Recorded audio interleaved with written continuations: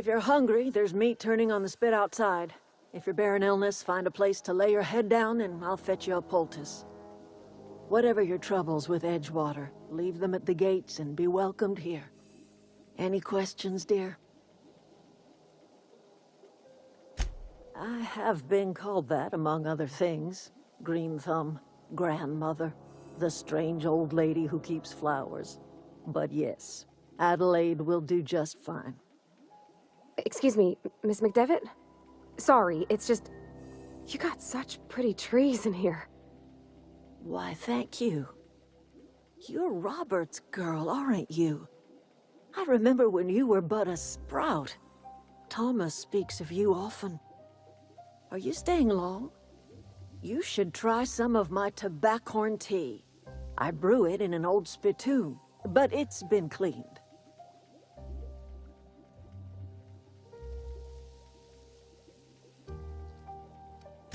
A home for anyone who's ever turned their backs on Edgewater. A home for those of us with nowhere left to go and nothing to lose. So, like the spores of the puffball, cast on the wind and alighting on fresh soil, we put down new roots. It is an unpleasant story, dear.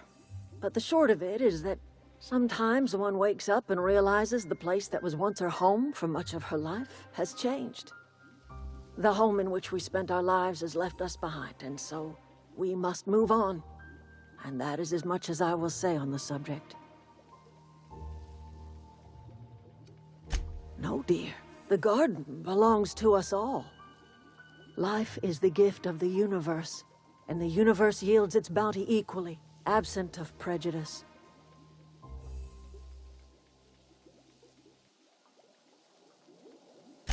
The soil around the Vale went sour years ago, but I found a way to sweeten it back up.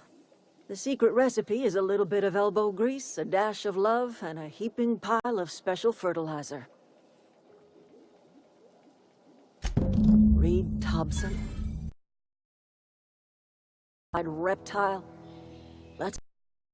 What's Reed's idea of peace, then?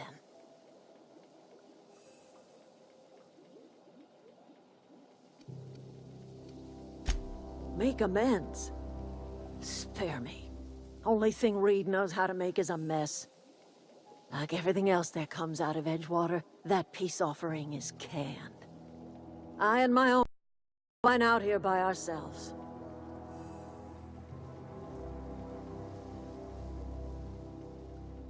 He would do such a thing. The question is, why would you agree to his plans?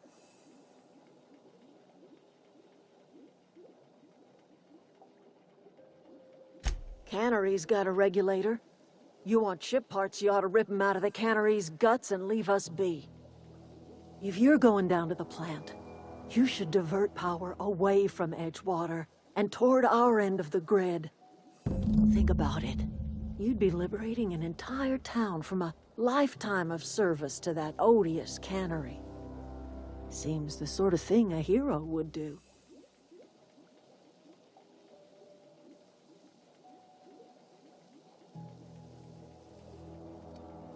You've seen that miserable excuse for a town with your own lamps. Hollowed-out workers laboring their lives away at the cannery, living off whatever scraps Spacer's Choice throws them. You know that's true, don't you, Ms. Holcomb? Your father died of overwork. His heart gave out. He was tired all the time, sure, but he was old, ma'am, and he raised me all by his lonesome. Look what they did to this child. Lost her family to the company, and still she defends them.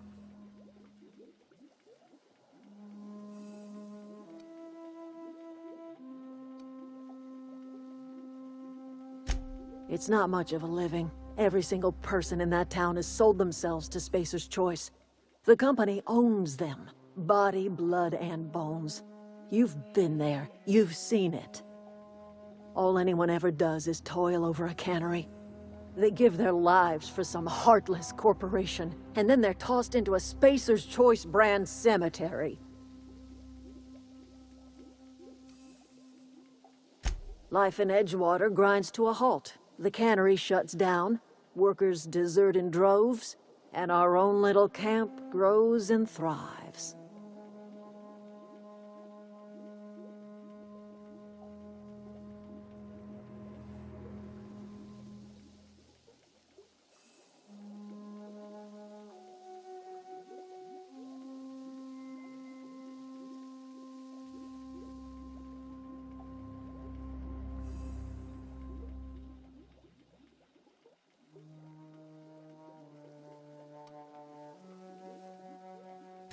You bring power to Reed's town and you'll be killing us. Reed knows it. He's counting on it.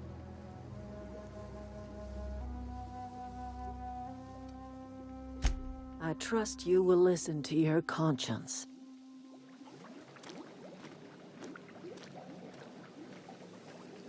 Yeah, huh?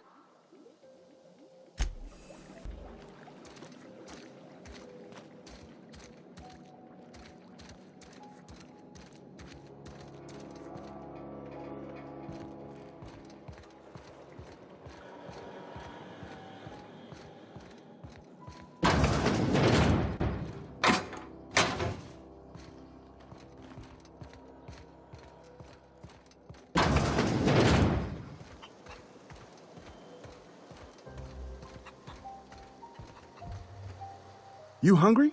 We got canid ribs, canid flank, canid snout too. Something I can help you with?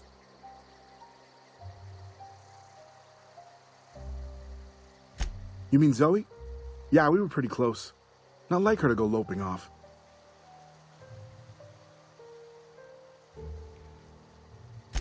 Zoe and I were gonna watch the serials, as is our custom. She never turned up. I looked around, but she was nowhere to be found. You sound like some type of corporate fixer asking all these questions. Zoe was always obsessed with this serial, Masked Marketeer. A scion of Byzantium turns to banditry and teaches his marauder companions the wisdom of free market economics. Shame she up and vanished when she did. I had a surprise lined up for her.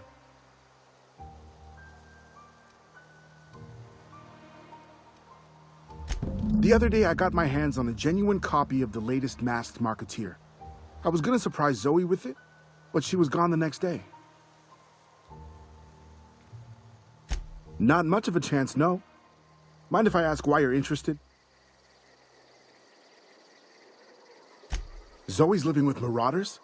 Yeah, that sounds like the sort of sideways, sprat-brained plan Zoe'd come up with. Yeah, could be you're telling the truth. Or maybe you're trying to wheedle me into relinquishing my only copy of the Masked Marketeer. It's a collector's edition after all.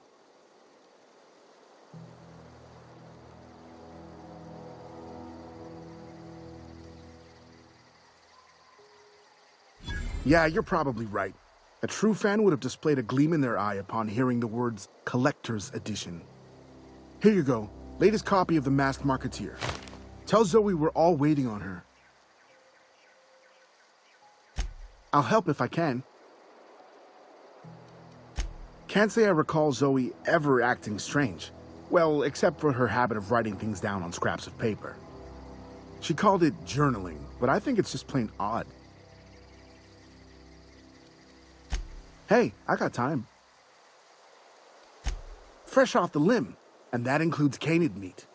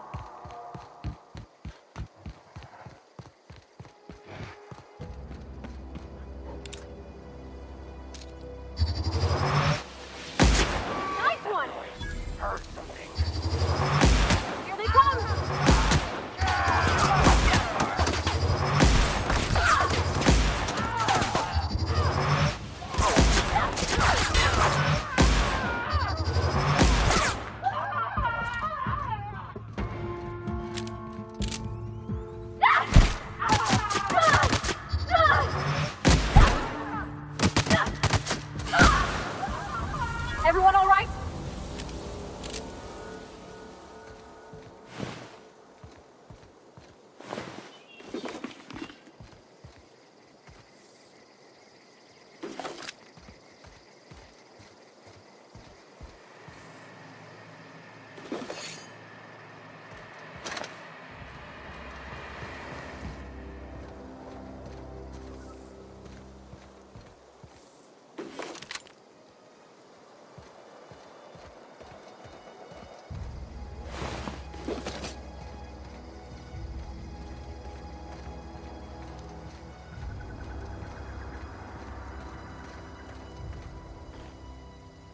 What I wouldn't do for a Wentworth.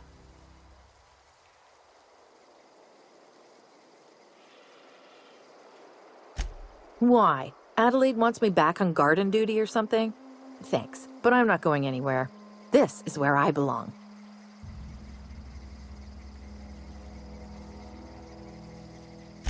So, you tracked me down just to gab about the mass marketeer? I am impressed. You actually have it? The episode where Lord Cavendish reveals he's been the mass marketeer all along? All right, you convinced me. I'll take my stuff and head on back, I suppose. Grace is gonna be glaring knives at me, so I've got that to look forward to.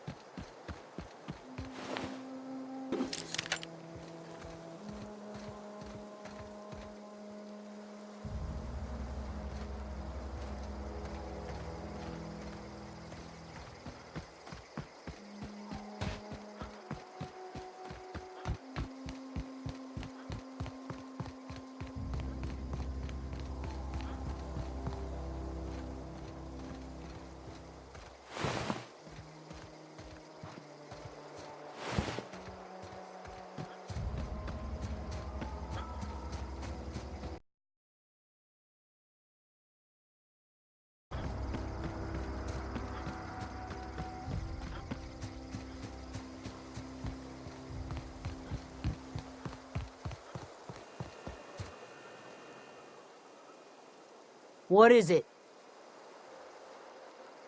We didn't always get along, but I'm glad to know she's safe. What happened, anyway?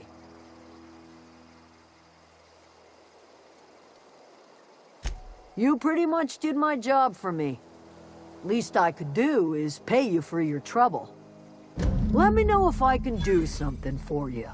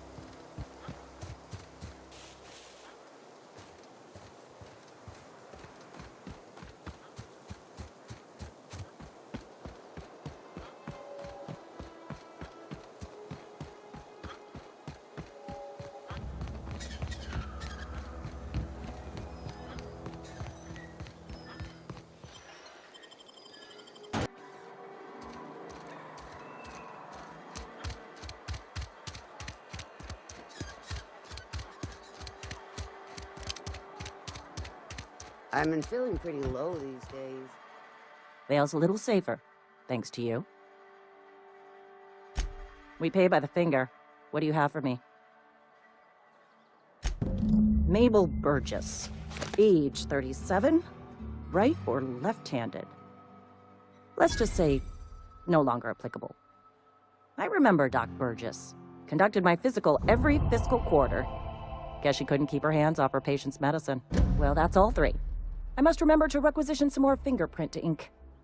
Here's all the compensation you've earned, plus a bonus. You've done such a bang-up job hunting down our former workers that I thought it only proper to deputize you. Congratulations. Let me stop you there. It is official Spacer's Choice policy that all Marauders, regardless of prior affiliation to the Spacer's Choice brand, no longer qualify as our people. Marauders are folk who lost the will to keep working, wandered out into the wilds and gave into their baser instincts. Not everyone's cut out to work in Edgewater. Some turn deserter, some turn marauder. None of them get my sympathy.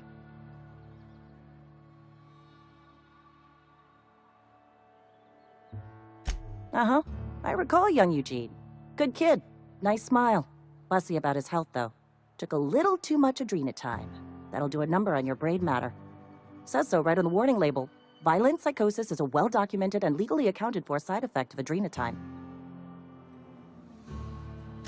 What's on your mind?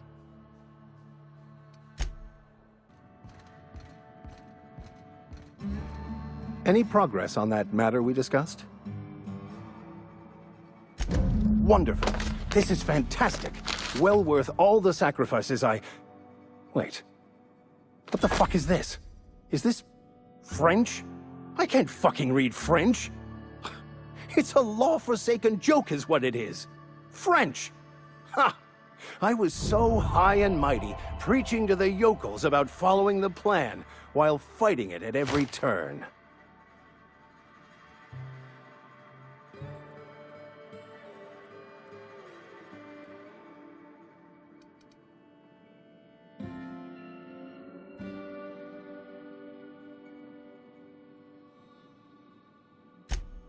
Well, yes.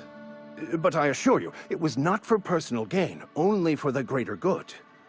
I've spent my life searching for the keys to unlocking the secrets of the universal equation that underlies the plan. I had hoped this book held some of those answers.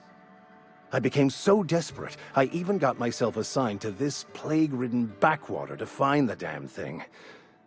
All the time and suffering I've spent. Wasted.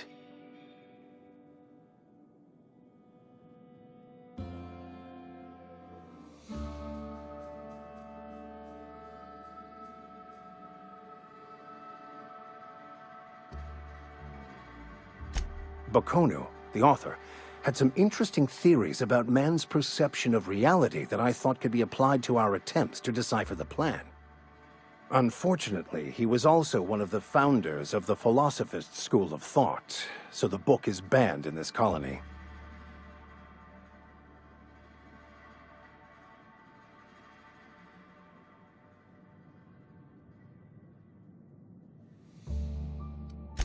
The story of my life. Most lay people are not aware of this, but we've not discovered any new insights into the plan for a long, long time. I had an idea that we should welcome the truth, no matter where we found it. I had the worse idea to share my thoughts with a superior.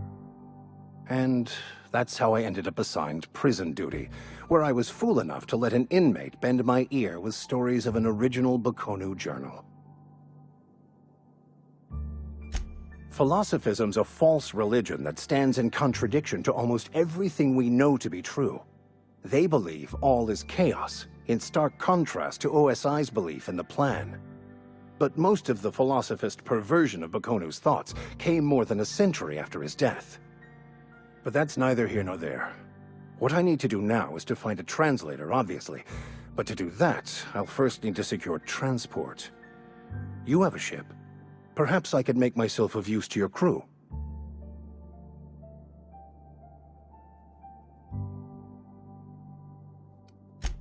free spiritual counseling, someone to watch your back, not to mention a grown-up in the party. I'm 28. Exactly. I'm pretty handy with a tossball stick, or any blunt instrument, really. I'm also a passable gun hand if it comes to that. I can usually talk my way out of conflict, though. Oh, I'm fairly competent at hacking computers as well.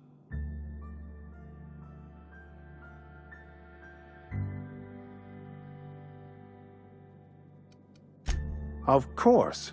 I'm a vicar who is dedicated to his calling. More dedicated than any other you'll find in this colony. I joined the OSI to help decipher the grand plan.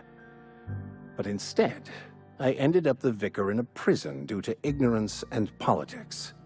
Then I came here. Satisfied?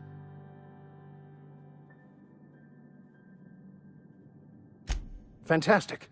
Let me get my things in order and I'll catch up with you. Edgewater's gonna miss you. Folk here always had good things to say about their vicar. Thank you, Ms. Holcomb. I'll be glad for the change of scenery, and to leave this place behind. I shall see you on the ship, Captain, whenever you're ready to leave Emerald Vale.